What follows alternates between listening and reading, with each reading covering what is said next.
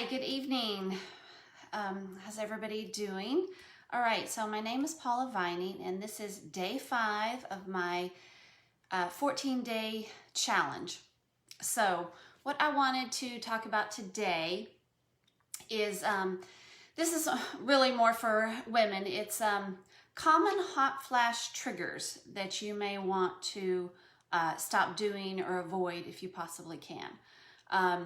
So basically, the list of about 15 things that I found searching, multiple Google articles, is basically it's stuff that actually increases your body temperature. And when your body temperature goes up, that may trigger a hot flash. So the food items that they list is spicy food, and that's kind of obvious. Red meat, which this was a trigger for me initially. Dairy, excess sugar, diet pills are actually a trigger. Not sure about how that's a trigger, but have to research that one more. But that's interesting. Caffeine, whether it's a drink or food, doesn't matter. Any type of hot beverage, and in particularly the most common form of alcohol that is a food trigger is red wine.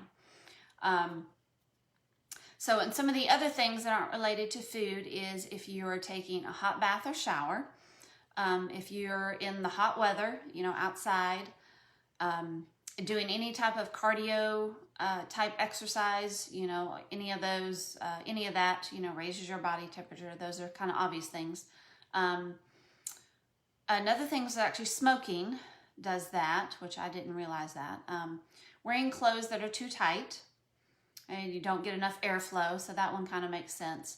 And the other thing that it makes sense, but I didn't really think about it, was hair appliances, particularly a hair dryer. So if you are, obviously drying your hair, and that's with heat, so, that one kind of makes sense. And the other thing that didn't really realize this one is your emotions, if you're stressed or you're anxious about something.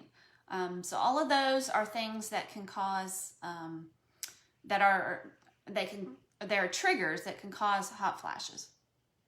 So basically what they suggest is, if the best way to figure it out is if you keep a log. Hey Dan, hey Christy, thanks for watching.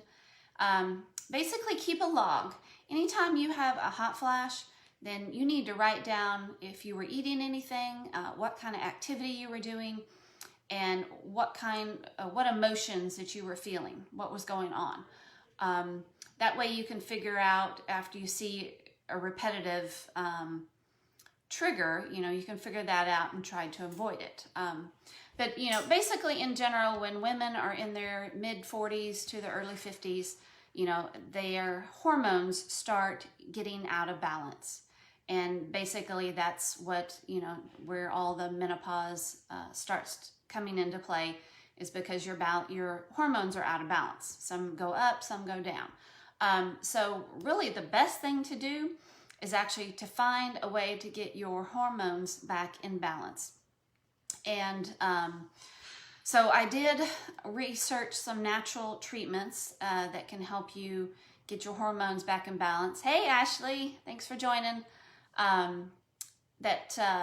Natural treatments that get your hormones back in balance. And so I'd be happy to share that list with you as well. And I think that's about it. All right, I appreciate you guys coming on and listening.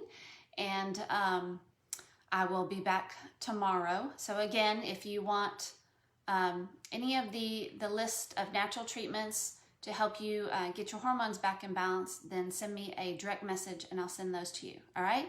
Y'all have a great evening and talk to you tomorrow. Bye.